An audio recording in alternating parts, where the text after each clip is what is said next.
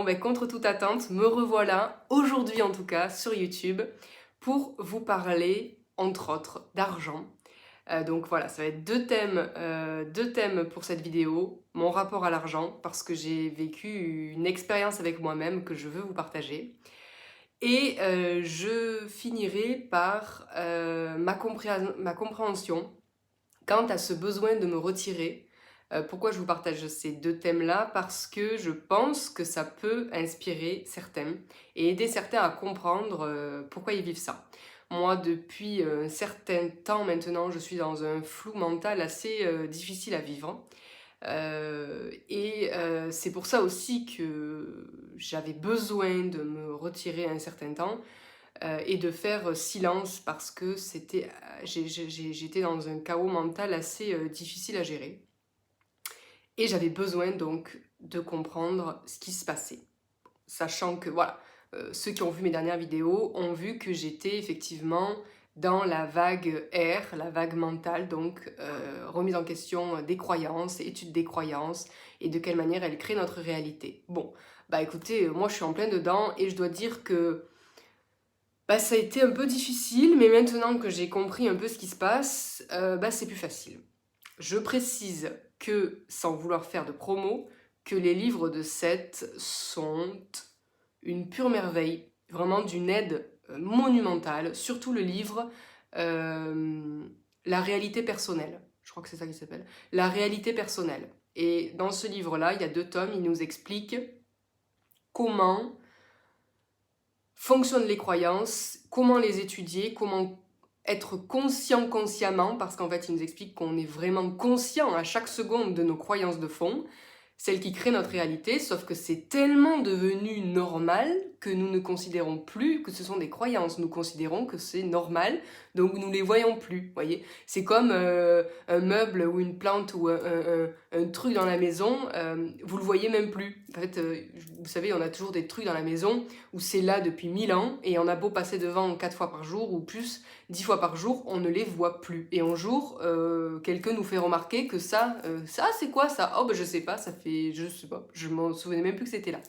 Donc c'est un peu le même principe, les croyances de fond, c'est que elles sont tellement devenues normales. De toute façon, tout ce que vous considérez comme normal, est normal déjà que pour vous, et sont les fondations de votre réalité.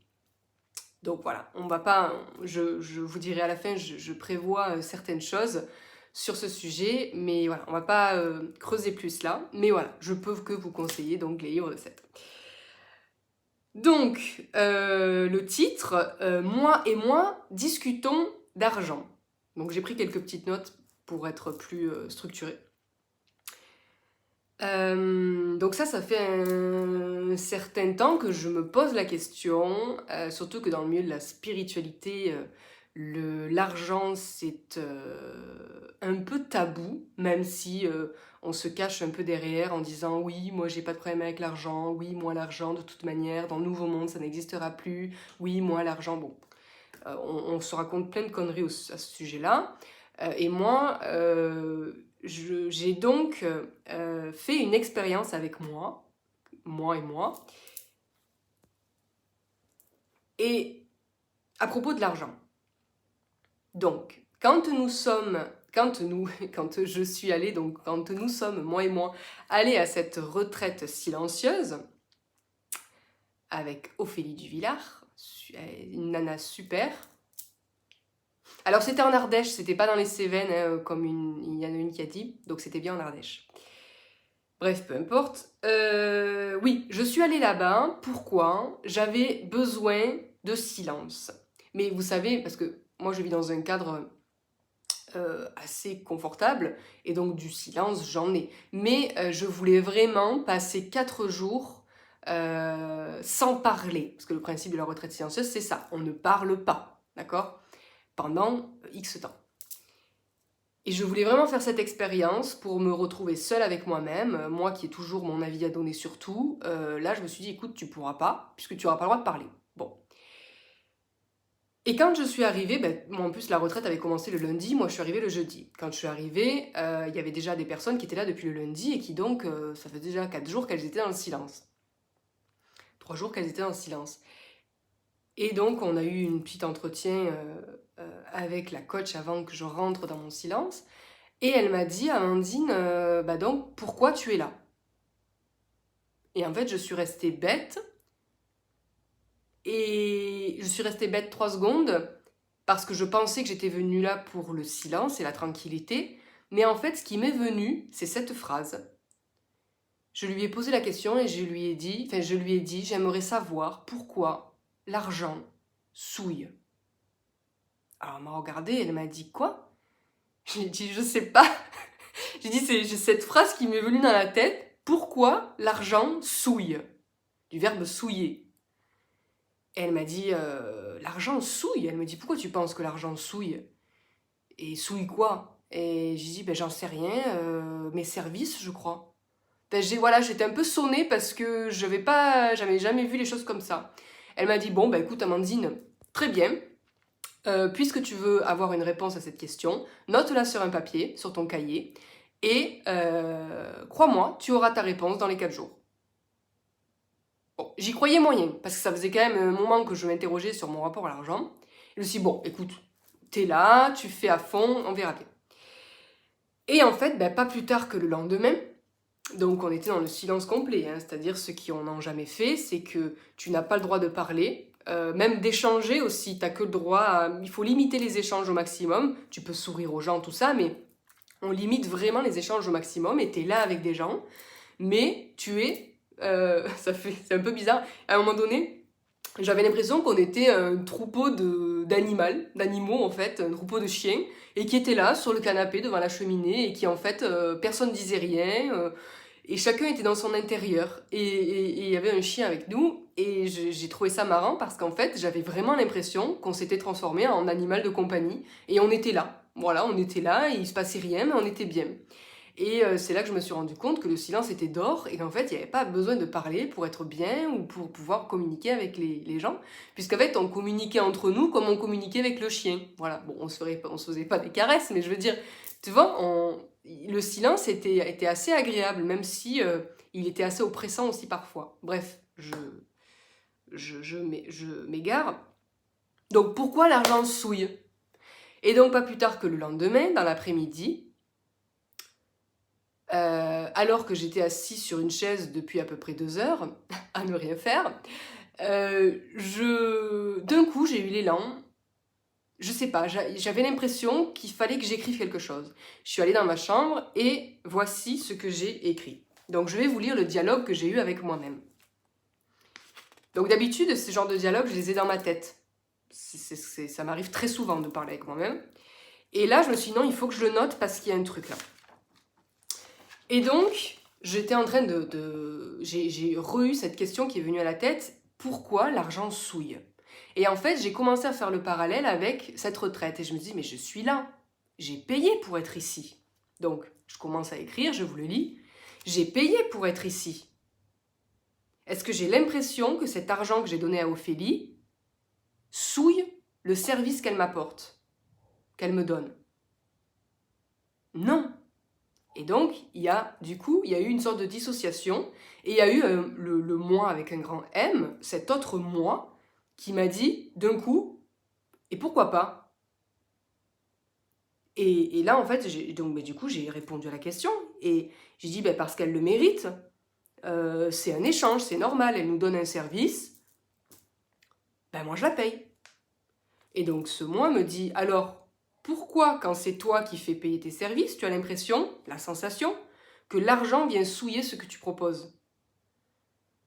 Et je lui réponds, parce que ça me fait plaisir. Si c'est un plaisir, ça ne se monnaie pas. Et donc, il me dit, si ça te faisait pas plaisir, est-ce que tu mériterais l'argent qu'on te donne? Ah là, j'ai dit oui, carrément. Et donc, il m'a dit pourquoi? J'ai dit, parce que, pour combler le vide laissé par l'effort fourni. Tu vois, si ça me fait chier de faire un truc, comme dans mon ancien boulot, si ça me fait chier, il me faut une récompense quand même. Il me faut que tu me donnes un truc pour me nourrir, tu vois. Et j'ai dit, donc pour combler le vide laissé par l'effort fourni. Et donc ce moi me dit, donc l'argent remplit un vide. J'ai dit, ben oui. Et donc il me dit, quel vide? J'ai dit, ben celui de l'énergie utilisée par l'effort. J'ai utilisé de l'énergie pour fournir cet effort. Et ça a laissé un vide, donc il faut le remplir par de l'argent. Voilà, pour équilibrer. Donc il me dit, quand ça te fait plaisir, est-ce que l'énergie utilisée laisse un vide? Il me dit à court terme. En fait, il m'a coupé le chiquet et m'a dit à court terme. J'ai dit, à court terme, non, ça laisse pas de vide. Et il me dit, pourquoi? J'ai dit, parce que je reçois la reconnaissance de l'autre qui me nourrit, le merci, le... Voilà. Et donc il me dit, et à long terme, est-ce que ça laisse un vide? J'ai dit, oui. Et il me dit, pourquoi? Je dis, et donc c'est là où j'ai répondu, parce que... et c'est là où j'ai commencé à prendre conscience en fait du dialogue et que j'ai compris où il voulait en venir. Et me dit donc pourquoi à long terme, ça laisse un vide de ne pas te faire payer et d'être payé en reconnaissance. Je dis parce que en fait la reconnaissance que je reçois nourrit mon besoin de reconnaissance qui me pousse à donner davantage pour recevoir toujours plus de reconnaissance. Donc là on commence à toucher quelque chose. Et donc ce moi avec un grand M commence un petit monologue et me dit « Dans ton cas, ma chère Amandine, quand tu donnes par plaisir, tu cherches en fait à attirer l'attention, à ce qu'on t'aime, qu'on te reconnaisse. Tu dépends donc de l'extérieur pour t'aimer et être aimé. Tu crois que l'argent souille la noblesse de ce que tu es, de ce que tu as à donner, car tu crois que l'argent va limiter le retour en reconnaissance. Tu crois que la gratuité va t'amener plus de monde, plus d'amour, plus de reconnaissance. La gratuité t'éloigne de l'argent, non pas de l'abondance, mais de l'argent. Si tu te mets à croire que l'argent va t'amener plus de monde, d'amour et de reconnaissance, alors c'est ce qui se produira. Retiens que l'argent ne souille rien. L'argent est une monnaie d'échange, comme peut l'être la reconnaissance dans ton cas. Tu te fais payer en reconnaissance. La reconnaissance n'a rien de mal en soi, elle peut être accueillie simplement. Sauf que dans ton cas, elle vient nourrir un vide qui s'agrandit à chaque fois un peu plus. L'argent est une manière d'équilibrer l'échange entre celui qui donne et celui qui reçoit. Tu as grandi avec cette phrase « Tout travail mérite salaire ». Pour toi, travail rime avec effort. Pour moi, le grand moi, travail rime avec service au collectif. Quoi que tu fasses pour le collectif, starseed ou pas, tu mérites ton salaire. Peu importe le modèle que tu as en tête, ici l'argent existe, et lutter contre ne fera que t'éloigner de l'harmonie sur Terre. Il s'agit de jouer avec les règles et de recevoir et de donner selon les règles, dans l'amour et le respect de l'argent. Tu peux donner sans être payé en argent, mais tu recevras toujours quelque chose en échange. La reconnaissance dans ton cas, rien, ou l'amour, ou un merci, une déception, un déséquilibre.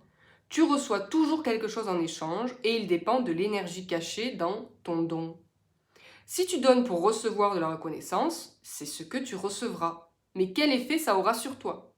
Si tu donnes par pure bonté, simplement parce que tu débordes et que tu sais que tu recevras la dose d'amour nécessaire à ton équilibre, alors ton don est bénéfique. Il ne nourrit aucun vide. Donner est un acte de haute responsabilité envers toi-même. Pour donner, il faut être sûr de la qualité de l'énergie qu'on met dans le don. L'argent est en fait un moyen simple pour les débutants, comme nous sur Terre, comme toi en fait sur Terre, de s'assurer qu'il y aura un équilibre dans l'échange. Et encore, certains ont encore du mal.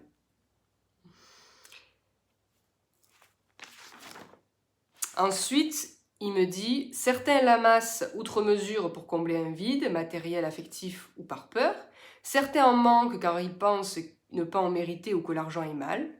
En fait, votre rapport à l'argent met en lumière vos peurs les plus profondes et votre rapport à vous-même. Demandez-vous simplement quel est votre rapport à l'argent et vous en saurez un peu plus sur qui vous êtes. Et donc il finit par « L'argent disparaîtra de votre monde quand vous serez des experts en dons, quand vous reconnaîtrez votre valeur et celle des autres sans le filtre de vos peurs. »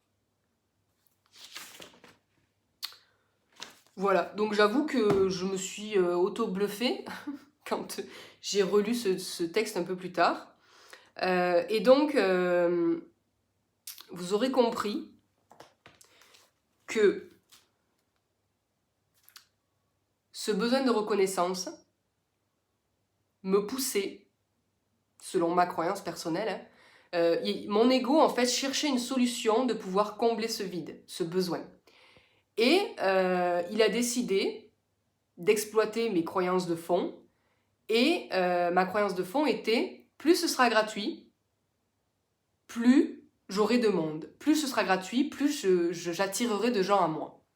Pourquoi est-ce qu'il a exploité cette croyance?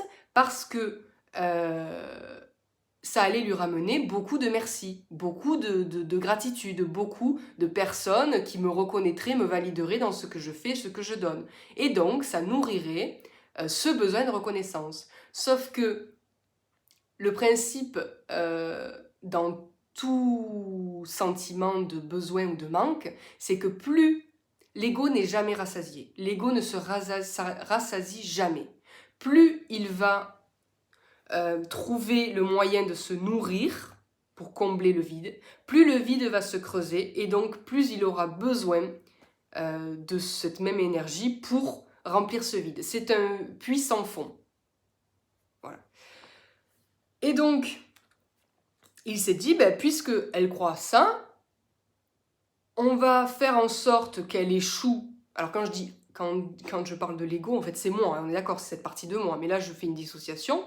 Donc en moi, le mécanisme qui s'était construit, c'est, puisque on a trouvé un moyen, puisque l'ego a trouvé un moyen de se nourrir de besoins de reconnaissance par la gratuité, on va faire en sorte d'échouer professionnellement. On va faire en sorte de ne pas gagner trop d'argent.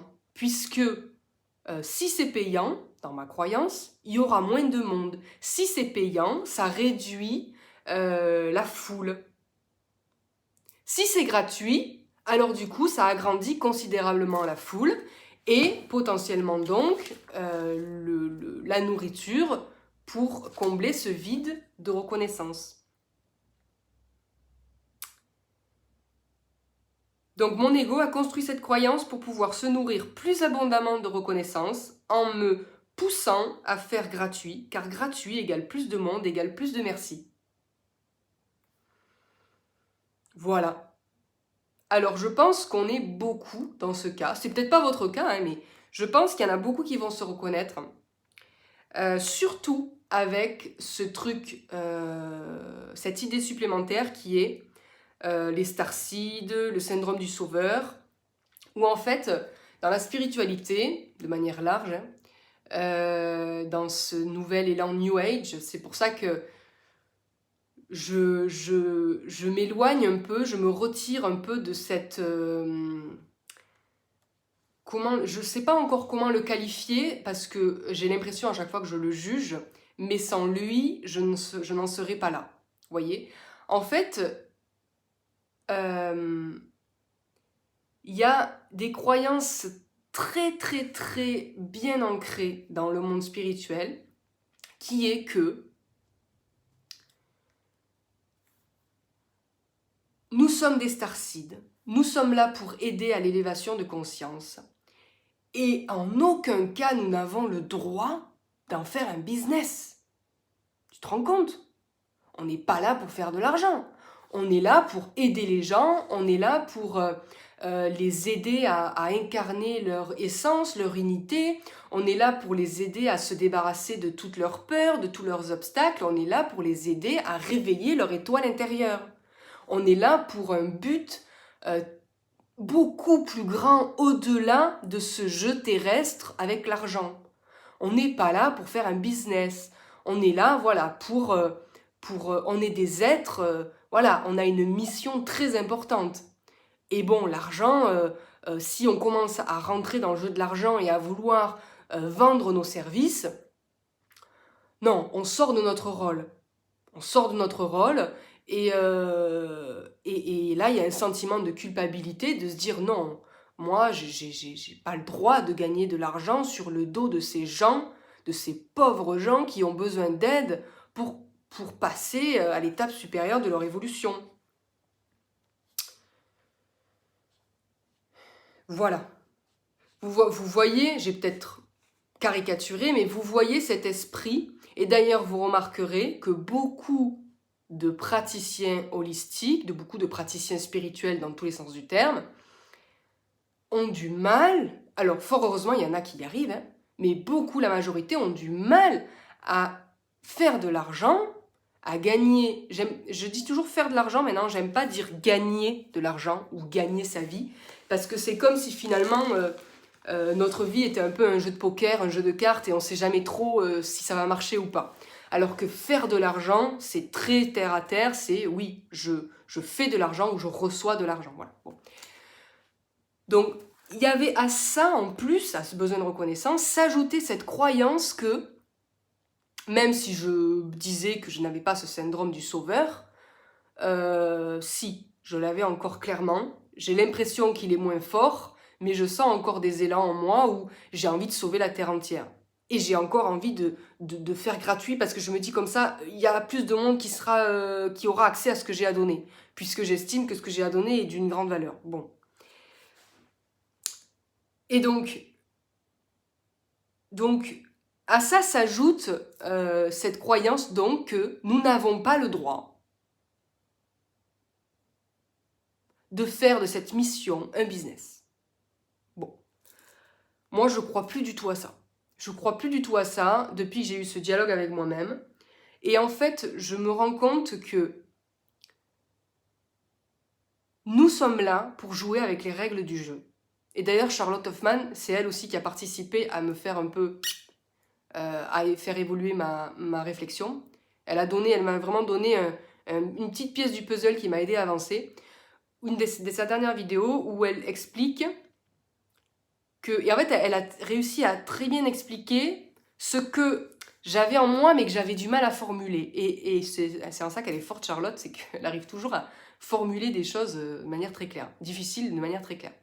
Et donc, elle a expliqué que nous sommes là pour jouer avec les règles du jeu.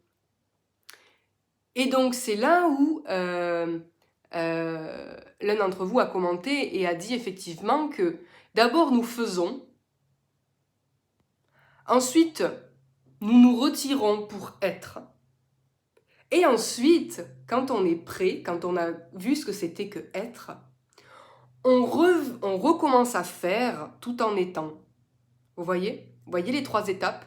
On fait, on est guidé par l'ego, par nos peurs, par nos manques, par nos besoins, tout ça. On fait, un peu comme des primitifs. Et le but, c'est de faire des choses pour gagner quelque chose en retour ou pour combler un vide. Voilà. Là, on fait sans conscience. Au bout d'un moment, on est fatigué. C'est ce qui m'est arrivé. Puisqu'en fait, je mettais plein de choses en place, mais l'énergie qui était cachée dans ce que je mettais en place, c'était vite, vite, j'ai la dalle, il me faut de la reconnaissance. Vous voyez? Et j'ai fini par m'épuiser.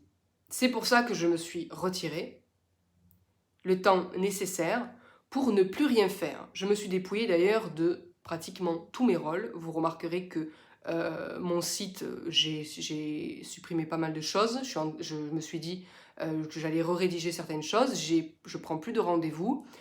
J'ai plus d'événements en cours. J'avais besoin de me dépouiller de ce rôle. Je me suis dépouillée aussi de plein d'autres rôles. Et les 2 seuls rôles qui me restent aujourd'hui, c'est mère et femme. C'est du boulot. Déjà ça. Et je me suis dit, voilà, tu ne vas plus rien faire tant que tu ne comprendras pas pourquoi tu fais. Qu'est-ce qui te guide? Et donc, c'est là que j'ai compris que tout ce qui me guidait, c'était ce besoin de reconnaissance. Je l'avais déjà cerné, il y a déjà un certain temps, mais je ne comprenais pas le mécanisme. Maintenant, j'ai compris, en tout cas, une partie du mécanisme. Et donc, c'est pour ça que ce monsieur qui disait, d'abord on fait, ensuite on se retire pour être, donc c'est-à-dire on ne fait plus rien, dans la mesure du possible, et juste on est tel un arbre enraciné au milieu de la forêt, voilà. Et une fois qu'on a compris, en fait, qu'on a pris le temps d'étudier, de voir ce qu'on avait à l'intérieur, d'écouter ses pensées, d'étudier ses croyances, bref, vous le faites à votre manière, une fois qu'on a compris ce qu'on était dans l'être, dans l'immobilité, parce qu'en fait l'immobilité nous force, en fait c'est comme une sorte de confinement, vous voyez, le premier confinement en fait c'était pour nous montrer comment, ce que c'était qu'être avec soi-même. Alors on est d'accord, ça n'a pas été facile pour tout le monde le confinement, hein. Mais pour ceux pour qui les conditions étaient réunies. Je vous avais dit que effectivement, on allait aller vers un nouveau confinement, mais pas un confinement forcé, un confinement choisi. Personnellement, moi, c'est ce qui se passe. Et donc, le premier confinement, on nous a confinés pour nous forcer à sortir de notre routine et à s'interroger. Comme on n'avait plus rien à faire, si ce n'est faire des gâteaux avec les enfants et vivre, en fait, quand il a fallu retourner au boulot et reprendre sa vie professionnelle, sa routine, ben pour beaucoup, ça a été compliqué parce que ça n'avait plus de sens. En fait, on avait pris du recul sur ce qu'on faisait machinalement. Et en fait, le fait de s'être arrêté, eh ben on a pu réussir à refaire démarrer la machine. C'est ce qui est arrivé pour beaucoup de monde. Du coup, des changements de vie, des réajustements, des divorces, des déménagements, bon bref, plein de choses pas toujours très joyeuses, mais un gros réajustement individuel. Et là, eh bien, c'était donc un nouveau confinement, mais choisi. Parce que, vu tout ce qui se passe, soit tu te laisses embarquer par toutes les histoires à l'extérieur, soit, et tu finis complètement fou avec le monde, soit tu choisis de te retirer par choix et de commencer à t'interroger sur toi, sur pourquoi tu fais ci, pourquoi tu fais ça, mais pas le pourquoi de comment ça fonctionne, voyez, le pourquoi de comment ça fonctionne, qu'est-ce qui te pousse à faire ça, qu'est-ce qui se cache derrière, quel est le moteur, voyez. Parce qu'en fait, dans tout ce qu'on fait, c'est l'énergie qu'on met dans ce qu'on fait qui va générer la qualité du résultat. Donc si je fais les choses, moi dans mon cas, si je mets des choses en place parce que j'ai la dalle de reconnaissance et que tout ce que je veux c'est de la reconnaissance pour combler un vide qui va toujours plus se creuser, eh bien c'est exactement ce qui va se passer, c'est exactement ce qui s'est passé. Mais le truc c'est que ça me rend toujours plus addict à la reconnaissance. Et donc ça m'épuise. Donc voilà, c'est dans ce sens en fait. Qu'est-ce que vous mettez, quelle énergie se cache dans tout ce que vous faites? Et donc c'est en étant dans l'être, en se retirant, en osant se dépouiller de tous ces rôles, qu'on peut voir ça. On peut voir ça, puisqu'en arrêtant de faire,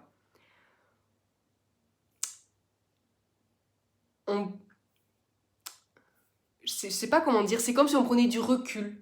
Quand tu es la tête dans le guidon, tu peux pas voir comment ça fonctionne. Quand tu arrêtes de faire ce que tu faisais, que tu prends du recul, et que tu restes dans l'immobilité un certain temps, eh bien, de la même manière, quand tu as l'élan pour reprendre ce que tu faisais avant, tu te dis non, c'est pas, il y a un truc qui cloche, tu vois. Donc voilà. Donc, voilà pour ce petit dialogue sur l'argent, ce petit échange avec moi-même sur l'argent. Donc voilà, vous verrez ce que ça fait en vous. Mais du coup, qu'est-ce que ça m'a appris tout ça? Quels sont les changements concrets que je vais faire suite à ça? Tout d'abord, je vais désactiver les commentaires de toutes mes vidéos. Alors, non pas parce que vos commentaires, j'en ai rien à foutre, bien au contraire, mais tout simplement parce que je veux casser ce cercle vicieux. Parce que pour tout vous dire, qu'est-ce qui se passait jusqu'à présent quand je publiais une vidéo? Eh bien, ce qui se passait, c'était que j'allais voir 1000 fois par jour si quelqu'un, une bonne âme charitable, m'avait laissé quelque chose à me mettre sous la dent. Un commentaire gentil. Donc autant vous dire que quand c'était des commentaires pas très gentils, ça me mettait dans une colère monstrueuse, surtout au début. Bon, après j'ai réussi à les gérer, mais pourquoi? Pourquoi ça me mettait en colère? Parce qu'en fait, c'était pas ça que je voulais. C'est comme si en fait tu commandais une pizza et qu'on te servait une salade. Mais non, la compte Sarah, moi je veux une pizza, je veux pas une salade, donc dégage avec ta salade. Tu vois, c'est un peu ce principe-là. Donc du coup, pour casser ce cercle vicieux, je vais désactiver les commentaires. Donc vous ne pourrez plus commenter les vidéos. Moi, qu'est-ce que ça va m'apporter? De la liberté, du repos, de la paix, parce que je n'aurai plus, je sais bien si j'aurai encore envie d'aller voir s'il y a un commentaire, mais ah, dommage, il n'y en aura pas, puisque ce n'est plus possible. Donc du coup, mon ego va finir par se calmer de ce côté-là. Alors je sais très bien qu'il va chercher d'autres moyens, hein, je le vois déjà venir. Il va trouver d'autres moyens d'aller chercher de la reconnaissance, notamment sur Instagram et sur Facebook. Mais bon, ça aussi, là pour le coup, on peut pas désactiver. Ah si, je crois qu'on peut désactiver les commentaires. Mais bon, sur Facebook et Insta, je suis pas beaucoup. Donc voilà, casser ce cercle vicieux. Et surtout, en fait, penser par moi-même et ne plus me nourrir de votre validation. Parce qu'il y avait ça aussi derrière. C'était, j'ai tellement, malgré les apparences, parce que je pensais être quelqu'un qui avait confiance en moi, mais je me rends compte, donc ça, ce sera la suite de la vidéo, que pas du tout. Pas du tout, pas du tout, pas du tout. En fait, ce qui se passe, c'est que quand je publie une vidéo, ce qui se cachait en arrière-fond, c'était non seulement la reconnaissance, mais de manière synonyme, la validation. Plus je recevais, en fait, quand je dis même quelque chose, c'est toujours très agréable de se sentir validé par l'autre. Ah oui, Amandine, tu as raison, ah oui, ah oui, ah oui, moi aussi je pense comme ça, ah oui, ah oui, ah oui. Et par contre, quand il y en a un qui ose dire qu'il pense autrement, alors il y a toujours en fait plusieurs niveaux en moi, hein, enfin, comme dans vous aussi d'ailleurs, hein. Et il y a toujours le premier qui se met devant et qui dit « Ouais, mais toi tu penses pas comme moi, mais voilà, mais gna gna, t'as rien compris, gna gna. » Et l'autre, le moins un peu plus sage derrière, qui dit « Bon, mon coco, arrête là, c'est normal que cette personne ne pense pas comme toi parce qu'elle a peut-être d'autres croyances, un autre vécu, donc calme-toi. » Donc, vous voyez, il y a toujours deux niveaux, voire plus à l'intérieur. Donc, effectivement, à chaque fois, il y avait cette sorte de... Et... Alors au début j'ai explosé et après avec le temps j'ai fini par arriver à gérer et à comprendre qu'en fait c'était une partie de moi qui ne recevait pas encore sa dose de validation et donc qui s'énervait. Voilà. Ça sert à rien de commenter, espèce de con, si c'est pas pour me valider. Tu vois, c'était ce truc-là. Bon. Donc bon, voilà. Et donc, parce qu'en fait ce que je veux aussi c'est arriver à être pleinement libre de ce que je suis et de ma pensée. J'aimerais atteindre ce stade où j'ai pas besoin qu'on me valide. Je sais que des fois, D'ailleurs, il y a une vidéo que je vais faire et en fait, je suis extrêmement critique avec moi-même. Et j'ai l'impression que... je m'autorise pas en fait, je m'auto-juge dans tout ce que je fais. J'ai l'impression d'être pas assez bien ou d'être trop bien ou d'être, vous voyez, il y a une sorte de truc qui fait que j'ai besoin qu'on me valide pour être pleinement libre. Donc je ne suis pas libre. J'aimerais simplement arriver, donc j'essaie de mettre des choses en place pour arriver à être... En fait, tout à l'heure, par exemple, je regardais... alors c'est quoi ce chanteur? Je sais plus qui c'est ce chanteur, c'est un chanteur des années 80, immensément célèbre, il a une voix aiguë et il chante un peu du rock là, je crois que c'est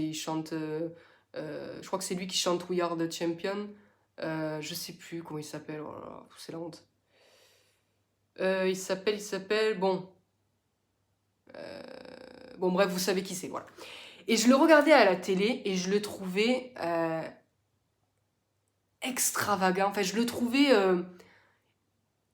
Enfin, tu vois, le mec, il est sapé, comme il est... Et en fait, je le regardais et je voyais les gens qui l'aimaient pour ce qu'il était. Alors que d'un certain point de vue, d'un point de vue très critique que j'ai à l'intérieur de moi, de cette personnalité que j'ai à l'intérieur de moi, j'ai une des personnalités qui est très critique envers elle-même. Et de ce point de vue-là, je me disais, mais... il est chelou ce mec quand même, tu vois. Comme il est sapé, il a une voix super aiguë. Enfin, il est chelou, quoi, tu vois. Et Et je me disais, mais en fait, je l'aime. Je l'aime, ce mec, j'adore ce qu'il est, j'adore... il ose, en fait, être lui. Il ose être... ouais, voilà, chanter avec toutes ses tripes. Il a peur de rien, le mec, quoi. Il a des milliers de personnes devant lui, il est aimé par des millions de personnes, et en fait, c'est parce qu'il est simplement lui. S'il n'était pas ce qu'il est, s'il n'était pas lui, les gens l'aimeraient pas comme ça. Tu vois Et c'est là où en fait, je me suis dit, mais moi, c'est ça que je veux être. Alors, pas une rockstar sur une scène, mais je veux pouvoir avoir cette liberté d'oser penser comme j'ai envie, sans être intimidée par les pensées des autres, tu vois. Contraire. Bon, je suis sur la bonne voie, je pense. Donc, le retrait donc nécessaire, d'ailleurs oui, je vais continuer en fait, j'ai choisi de ralentir dans tout ce que je fais et de ne rien faire sans avoir clairement identifié le pourquoi je fais ça. Pourquoi je fais ça. Donc, je cherche vraiment à faire en conscience, je cherche à faire dans l'être. Donc voilà, ce que je vais faire, c'est qu'on va s'arrêter là et je vais faire une prochaine vidéo où je vous expliquerai de quelle manière l'ego a profité, une part de moi encore blessée, a profité de ce retrait pour en faire une nourriture et nourrir encore une part blessée de moi. Il est supra-intelligent. L'ego est supra-intelligent. Donc, je vous fais de gros bisous. J'espère que tout ça vous aura aidé, inspiré, éclairé. Et puis, je vous dis donc à très vite pour la prochaine vidéo. Ciao, ciao.